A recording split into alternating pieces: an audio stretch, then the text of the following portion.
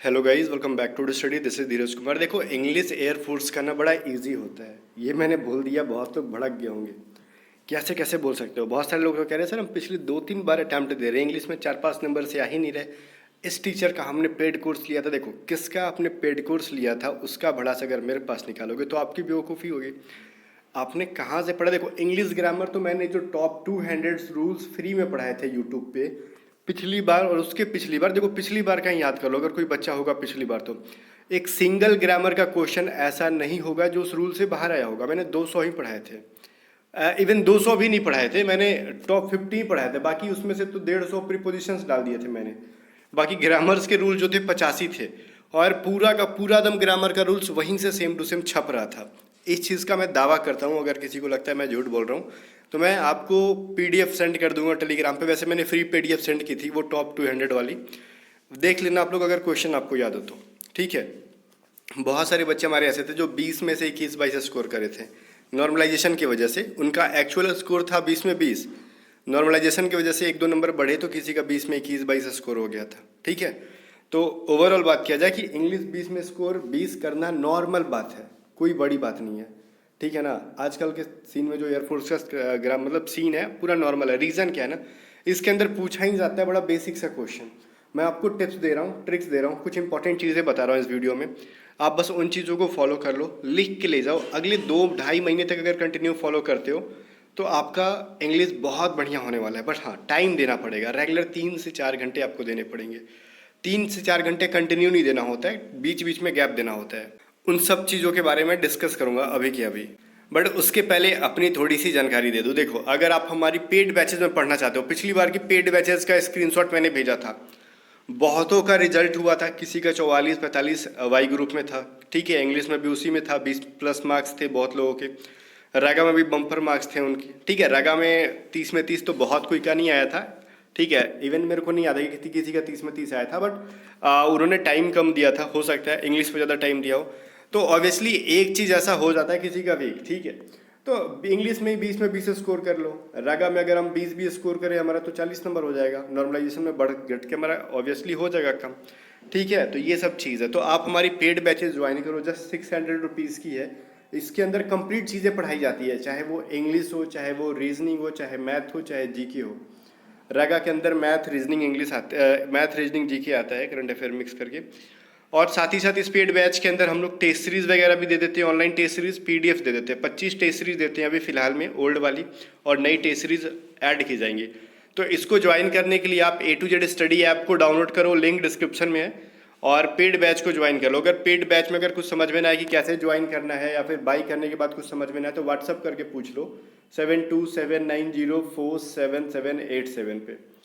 ठीक है, अब हम लोग आ जाते हैं अपने इंग्लिश के ऊपर कि इंग्लिश को किस तरीके से पढ़ना है और किस तरीके से नहीं। देखो, इंग्लिश को बेसिकली 3 चीज़ों में बांटा जाता है, पता है क्या? एक होता है ग्रामर, सेकेंड इज वोकैब, और तीसरा होता है रीडिंग कॉम्प्रीहेंशन, जिसको हम लोग आरसी कहते हैं। और सबसे इजी पार्ट लोगों को लगता है आरसी, और सबसे ज़्यादा टाइम ले जाता है आरसी, जिसको हम लोग रीडिंग कॉम्प्रीहेंशन या फिर पैसेज कहते हैं। ठीक है, इंग्लिश का ज़्यादा टाइम वही ले जाता है। अगर आपको प्रॉपर नॉलेज ना हो किस तरीके से इसको टैकल करना है तब। वोकैब कोई परफेक्ट नहीं होता वोकैब में, चाहे वो दुनिया का कोई भी इंग्लिश का टीचर हो। इंडिया का मैं बात कर लूँ, इवन आप ब्रिटिश को भी उठा लो ना, सारी वोकैबलरी उनको नहीं पता होता है। ठीक है, जिसने डिक्शनरी बनाया होगा उसको भी पूरा वोकैब एट द टाइम याद नहीं होगा। वो बनाते जा रहा है बनाते जा रहा है, लेक्सिकोग्राफर जिसको कहते हैं। वो एक समय ऐसा गया कुछ वोकैबलरीज भूलेगा वो। इसीलिए एग्जाम में वैसे वोकैब पूछे जाते हैं, वोकैबलरीज पूछे जाते हैं जो कि हमेशा यूज़ में होने वाले हों। ठीक है, आप कोई भी टॉपिक पढ़ रहे हो उसके अंदर वो क्या मिल जाए, आप रेगुलर बोलचाल की भाषा में यूज़ करते हो, मतलब इतना छोटा भी नहीं, थोड़ा सा मॉडरेट लेवल का। रीडिंग कॉम्प्रीहेंशन के अंदर जो यूज़ होता है, आपने जो 10th तक पढ़ के आया उस टाइप के वोकैबलरी पूछे जाते हैं। अब हम लोग ग्रामर्स के रूल्स पे आते हैं। देखो, अगर कोई बुक के बारे में पूछोगे तो मैं एक सिंगल बुक को प्रमोट करता हूँ। एक माँ का बुक है जिसको पूरी दुनिया मतलब पूरी इंडिया के स्टूडेंट जो है माँ के नाम से जानते हैं, वो है नीतू मैम। ठीक है, रिस्पेक्टेड मैम, इनकी बेइज्जती बर्दाश्त नहीं कर सकता कोई। नीतू मैम की जो बुक है ना, वो केडी पब्लिकेशन की, वो पढ़ो। मैंने इसको बहुत टाइम दिया है पढ़ने के लिए, और उसका एक एक ग्रामर का रूल मेरे को याद है। और मैं पढ़ाता भी हूँ ना, तो कहीं ना कहीं उसी से पढ़ के ही पढ़ाता हूँ मैं। ठीक है, पेड बैचेस में भी। लेकिन हाँ, खुद से पढ़ना स्टार्टिंग में डिफ़िकल्ट होता है, अगर खुद से आप टैकल नहीं कर पा रहे हो तो हमारी पेड बैचेज में ज्वाइन कर लो। देखो मैं 2 चीज़ें कहता हूँ, या तो खुद से पढ़ लो और नहीं तो किसी से पढ़ लो। इवन आप किसी से पढ़ लो तो अगर मेरे से पढ़ोगे तो मैं प्रॉपर उस तरीके से पढ़ाता हूँ जिस तरीके से समझ में आ जाए, बहुत तोड़ के पढ़ा देता हूँ। तो पेड बैचेज में मैंने जो इंग्लिश ग्रामर पढ़ाया है कहीं ना कहीं इसी से लर्न करके, और एक तो अलग भी और बुक्स हैं उनसे लर्न करके मैंने पढ़ाया है, ठीक है। तो केडी पब्लिकेशन बुक को आप खरीदो और पढ़ लो अगर आपको पेड बैचेज नहीं लेना है। तो इसकी भी प्राइस 250-300 के आसपास होगी शायद, मेरे को याद नहीं एग्जैक्टली।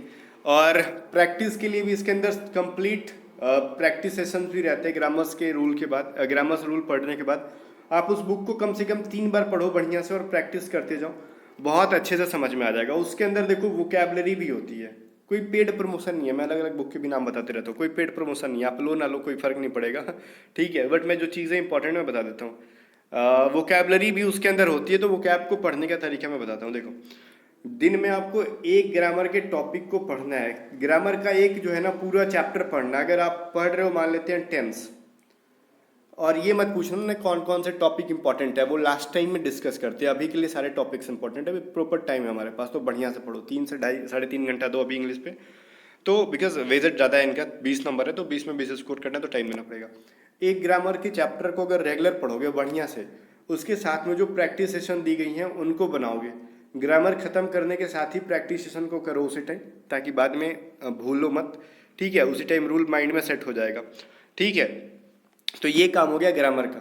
अब ग्रामर में कोई दूसरा उपाय नहीं है, या तो मेरे से पढ़ लो या बुक से पढ़ लो, और प्रैक्टिस आपको करना है, उसमें कोई ट्रिक नहीं होता। आपको पढ़ना है तो पढ़ना है। ग्रामर एक लेंदी चीज़ है और आसान चीज़ है, ठीक है। मतलब थोड़ा सा ज़्यादा पढ़ना पड़ता है लेकिन आसान है, अब समझ में आ जाता है। अब सेशन कर लेते हम लोग वोकैबलरी की, तो वोकैब वोकैब वोकैब वोकैब इतना भी सस्ता चीज़ नहीं है, इसमें भी 3-4 पार्ट में बटे हुए हैं, ठीक है। मेनली जो एक मैं फ्रेजल वर्ब को छोड़ दूं तब एक सिनोनिम्स, एक एंटोनिम्स, एक वन वर्ड सब्स्टिट्यूशंस, एक ईडीएम। अब देखो फ्रेजल वर्ब्स को मैं छोड़ दे रहा हूँ, फ्रेजल वर्ब इसके अंदर ऐड ही नहीं कर रहा हूँ। रीज़न क्योंकि फ्रेजल वर्ब ऐसे पूछे जाते हैं आपके एग्जाम में जो कि कॉमन हो, कॉमन इन द सेंस जो रेगुलर आप बोल, जैसे मैं बोलूँ गिव अप। गिव अप का मतलब क्या होता है?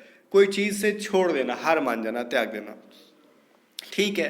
तो हारने के अर्थ में कोई सेंटेंस आएगा, गिव रहेगा, तो उसके साथ कौन सा प्रीपोजिशन यूज करेंगे? तो फ्रेजल वर्ब के टाइप पे पूछ लेगा, ठीक है। केम अक्रॉस या फिर कम अक्रॉस, अचानक मुलाकात हो जाना, इस टाइप के फ्रेजल वर्ब पूछे जाते हैं, ठीक है। तो अब मेनली जो सिनोनिम्स एंटोनिम्स है, वन वर्ड और इडियम फ्रेजेज है। तो पहला बच्चा जो गलत करता है, सिनोनिम्स को सिनोनिम्स की तरह रटता है और एंटोनिम्स की एंटोनिम्स की तरह रटता है। तो सबसे गलत यही काम है। सिनोनिम्स और एंटोनिम्स अलग अलग याद करने वाली चीज़ें नहीं है, और इनफैक्ट सिनोनिम्स एंटोनिम्स याद ही नहीं करना चाहिए। वर्ड्स मीनिंग याद करने चाहिए। वर्ड्स मीनिंग, इसका अप्रोच मैं बताता हूँ आपको। वर्ड्स मीनिंग याद करने चाहिए रेगुलर। आप ना जरूरी नहीं कि हम 50 वर्ड याद करेंगे। अगर रेगुलर 10 वर्ड्स याद करें 30 डेज तक, हम 300 वर्ड याद करेंगे। 2 महीने में 600 और आधा और महीना जोड़ लेते हैं 750 वर्ड याद हो जाएंगे, और गारंटीड 750 वर्ड जो आप पढ़े होंगे। एक सिनोनिम एंटोनिम्स जो आ रहा है ना, वहीं से आता है, क्योंकि सिनोनिम्स एंटोनिम्स उतना भी डिफिकल्ट एयरफोर्स में नहीं पूछता है, बेसिक सा पूछता है। तो ये जो है आप केडी पब्लिकेशन बुक से भी पढ़ सकते हो, बट केडी पब्लिकेशन में थोड़ा सा वास्ट लेवल जाता है धीरे धीरे, वहाँ से एसएससी के लिए सही है वो कैब, या फिर एफकेट वगैरह के लिए सही है, आपके एयरफोर्स के लिए सही नहीं है। तो आप उसके लिए हमारी पीडीएफ को फॉलो कर लिया करो, या फिर पेड बैचेज में जो है उनको तो पीडीएफ मिल जाती है, वो कैब की पीडीएफ आती है, उनको फॉलो कर लिया करो। क्योंकि 4 वो कैब आपके एग्जाम में आती है ना, 5 आ जाती है, एक मिस स्पेल्ड भी आती है। 5 वो कैब के क्वेश्चंस आते हैं, उसमें से 3 से 4 हमारे पीडीएफ्स होती है। देखो पाँचों के पाँचों मैच कराना पॉसिबल नहीं होता है, 3 कभी 4 ऐसे आ जाते हैं, ठीक है। तो वहाँ से पढ़ लो। और वो कैब रटने का तरीका मैंने बोला ना कि आप वर्ड मीनिंग याद करो। जैसे मैं बोलूँ एब्डिकेट, ठीक है, मैं बोलूँ जैसे कोई या फिर इसके अलावा कुछ और भी वर्ड्स होते हैं, ठीक है। एब्डिकेट आपने याद किया, फैमिलियर याद कर लिया, ठीक है। तो मैं ये बोल रहा हूँ, मतलब एब्डिकेट याद करो, फैमिलियर याद करो। तो एक्चुअल फैमिलियर का मतलब क्या होता है? तो आपको आया, फैमिलियर का मतलब होता है जान पहचान का कोई चीज़ जिससे आप परिचित हो, ठीक है। अगर आपको ये वर्ड याद है फैमिलियर, ठीक है, तो अगर वर्ड फैमिलियर आपको याद है, अगर ऑप्शंस में डाल देंगे 3-4 वर्ड्स, ठीक है, ABCD, तो आपको पता है ना कि वो चीज़ जो जाना पहचाना, तो एक ऑप्शन में डालेगा नोन, ठीक है। तो आपको फैमिलियर का मतलब पता है, तो नोन का मतलब वही चीज़ है जिसको आप जानते हो, एक डाल देगा स्ट्रेंज।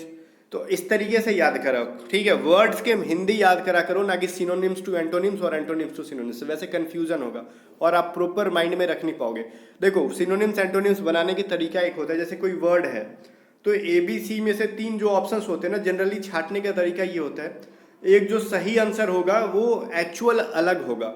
बाकी के देखो 90% 95% क्वेश्चन ऐसे बनते हैं, 3 क्वेश्चंस का ना अलग ही सेंस आ रहा होता है, मैं प्रैक्टिस के दौरान समझाऊंगा इस चीज को, और एक का ना अलग ही सेंस आ रहा है। कभी कभार हम लोग ना हम भी अगर कोई सेट बना रहे होते हैं सीजीएल वगैरह सीपीयू वगैरह के, तो हम लोग सही कर जाते हैं वो कैप, तो इसका मतलब ये नहीं कि हमको सबका सब मीनिंग याद है, नहीं। होता है क्या ना कि हम लोग सेंस देखते हैं, अच्छा ये नेगेटिव सेंस दे रहा है, ये भी नेगेटिव सेंस दे रहा है, ये भी नेगेटिव सेंस, और क्वेश्चन पॉजिटिव सेंस देने वाला है तो ऑप्शन भी वही पिक करो, चूज कर लो जो पॉजिटिव सेंस देने वाला, और वो 100% सही हो जाता है। तो ये सभी चीजें मैं प्रैक्टिस के दौरान सिखाऊंगा। तो पहली बात कि आपको वोकैबुलरी डेली याद करने हैं, वर्ड्स मीनिंग 10, ईडियम्स आपको याद करने हैं डेली 10, जो कि केडी पब्लिकेशन से पढ़ लो, बहुत बढ़िया। हमारी पीडीएफ से पढ़ लोगे वो भी ठीक है, बट पीडीएफ को लास्ट में प्रीफर किया करो ईडीएम के लिए और वन वर्ड के लिए। स्टार्टिंग में ज़्यादा से ज़्यादा वन वर्ड और ईडीएम याद किया करो किसी बुक से, या फिर पेड बैचेस में हम लोग ज़्यादा देते हैं वहाँ से पढ़ा करो, और रेगुलर के आप 10 वन वर्ड याद करो, ठीक है। और देखो ये जो है ना 30 आप यहाँ से याद कर रहे हो, तो 30 इंटू 30 कुल मिला के आप 900, और मतलब कुल मिला के 2000 प्लस एग्जाम तक आप याद कर लोगे, ठीक है। और यहाँ पे बात करें स्पेलिंग बी से स्पेल्ड वाला का क्या है, स्पेलिंग वाले का, तो स्पेलिंग वाला कुछ रटने वाला चीज नहीं है। आप ना रेगुलर हाफ आवर एक काम किया करो, आधा घंटा एक काम किया करो, इंग्लिश में रिटन प्रैक्टिस किया करो, उससे वोकैबुलरी आपकी थोड़ी सी इंप्रूवमेंट होती है, मिस स्पेल्ड वगैरह इंप्रूवमेंट होता है। पीडीएफ डाउनलोड कर लो 10th या फिर 12th क्लास की इंग्लिश की बुक की, उसका एक पैराग्राफ रेगुलर पूछो, क्योंकि वर्ड या फिर वोकैब जो सेशन होता है वहीं से आता है, ठीक है। तो यही रूल है, वैसे आपका मिस स्पेल्स सुधर जाएगा। और बाकी केडी पब्लिकेशन बुक्स में मिस स्पेल्स बनाने के कुछ इंपॉर्टेंट रूल्स भी दिए गए हैं, और इसको हम लोग पेड बैच के अंदर भी पढ़ा देंगे। आप जहाँ से भी पढ़ोगे, मतलब बुक से पढ़ लो या फिर हमारे बैचेस से पढ़ लो। हमारी बैचेस में एक फायदा आपको ये है ना, केडी पब्लिकेशन बुक सिंगल 250-300 रुपये आपके ले जाने वाला है सिर्फ इंग्लिश के लिए, और हमारा 600 रुपये में आपको हर चीज़ मिल जाएगा, हमारी पेड पीडीएफ भी, टेस्ट सीरीज भी, और सारा सब्जेक्ट भी वाई ग्रुप का, ठीक है। हम लोग इसको अलग अलग भी कर देंगे, मान लो कोई एक्स का बच्चा सिर्फ इंग्लिश लेना चाहता है तो वो भी ले पाएगा। आज तक हम कर देंगे, उसका भी काम खत्म कर देंगे कि ठीक है आप शाम से अलग अलग सेपरेट सब्जेक्ट्स भी बाई कर पाओगे। तो ये सब जो सीन था इंग्लिश के लिए था। तो बाकी अगर इसके अंदर कोई ट्रिक्स नहीं है, आपको रेगुलर ग्रामर पे देने हैं, जो भी टाइम लग जाए। रेगुलर हाफ आवर के अंदर आपको 10 ईडियम याद करने हैं, हाफ आवर के अंदर आपको 10 जो है ना देखो वन वर्ड याद करने हैं। OWS पे हाफ मतलब आधे घंटे दो, 10 याद कर लो। ईडियम्स पे आप घंटे आधे घंटे दो, 10 याद कर लो। देखो आगे चल जाते आप 15 मिनट में 10 याद करोगे, कुछ टाइम पे आप 10 मिनट में 10 याद कर लोगे, ऐसे होता है। आप अपने आप को प्रैक्टिस सेशन में डालो, ठीक है, रिवीजन करो। और जैसे हमने जो आज 10 या 10-10 करके 40 वर्ड याद करे हैं ना हमने, ठीक है, जो भी 30 से 40 वर्ड, अगले दिन उसको रिवाइज करना है। कैसे? अगले दिन कुछ नया जो पढ़ रहे हो वो सब पढ़ लो, ठीक है। और जब नया पढ़ने के बाद ना पुराने वाले को रिवाइज करो, पुराने वाले को रिवाइज करके नया पढ़ने का आदत मत डालना, ये बेवकूफ़ी होता है। हमारा माइंड थक जाता है पुराने वाले को रिवाइज करते टाइम ही, तो हम नया सीख नहीं पाते हैं बढ़िया से। पहले कुछ नया सीख लो, ठीक है, तब पुराने वाले का रिवाइज कर लो, तब मज़ा आता है, ठीक है। वो सब सीन था। अब देखो रेगुलर आपको ऐसा नहीं करना ना कि लगातार हम पढ़ रहे हैं, नहीं। 1 घंटे में मान लेते हैं आप एक ग्रामर का सेशन खत्म कर लेते हो, कुछ टाइम का गैप कर लो या फिर कुछ और पढ़ लो, फिर कुछ काम वाम कर रहे हो कर लो, घर पे हो तो काम वाम भी होगा, बाहर रह रहे हो तो भी कुछ काम वाम होगा। फिर आप हाफ घंटे का टाइम निकालो, मान लो वीडियो भी देख रहे हो, देख लिया, पेट भर गया, हटो। हाफ आवर का आप निकालोगे, आधे घंटे का ईडीएम का सेशन खत्म कर लिया, मज़ा आ गया। फिर बीच में कुछ और पढ़ के फिर मौका मिला, वन वर्ड का सेशन खत्म कर लिया, मज़ा आ गया। इस तरीके से करा करो, ठीक है। रेगुलर पढ़ने वाला गधा का काम होता है। मैं यही कहूँ कि मेहनत मत किया करो, स्मार्ट अप्रोच रखो। कुछ लोग होते लगातार 5-6 घंटा बैठते हैं, क्या वो 5 से 7 घंटा रेगुलर पढ़ने वाला का पता है वो उनको मतलब आउटकम 2 घंटे वाले के बराबर ही मिलता है, ठीक है ना। और मैं बोलता हूँ ना, जो इंटरवल पे हाफ घंटे पढ़ रहा है या फिर 1 घंटे का गैप दे के पढ़ रहा है, वो काफ़ी बेटर कर लेता है। 3-4 घंटे पढ़ता है दिन भर में, 5 घंटा, वो 8-9 घंटे वाले से ज़्यादा बेटर कर लेता है, ठीक है। बाकी जाओ इस तरीके से आप प्रैक्टिस करो। और मैं फिर से याद दिला दूँ, पेड बैचेस आपके सामने हैं। आपके सामने 2 चीज़ें हैं, या तो आप पेड बैचेस से बढ़िया से पढ़ लो मेरे से, या फिर आप बुक से खुद स्टडी कर लो। दोनों बेटर रहेगा, जहाँ पे आपको मतलब आसान लगे। और मैंने प्राइसेस भी बहुत कम डालेगा इस वाई ग्रुप के लिए, 600 रुपये। और इंग्लिश की अगर जो अलग से आएगी ना, उसकी भी प्राइसेस थोड़ी सी रहेगी, 250 के आसपास रहेगी, इससे कम नहीं रहेगी। देखता हूँ ठीक है, बाकी सब्जेक्ट वाइज भी मैं करूँगा। सब्जेक्ट वाइज लेने से बेटर रहेगा कि आप ये ले लो, आपके लिए बहुत ज़्यादा हेल्पफुल रहेगा। बाकी मिलते हैं नेक्स्ट वीडियो में, तब तक के लिए बाय बाय। वीडियो को लाइक करके शेयर कर दो।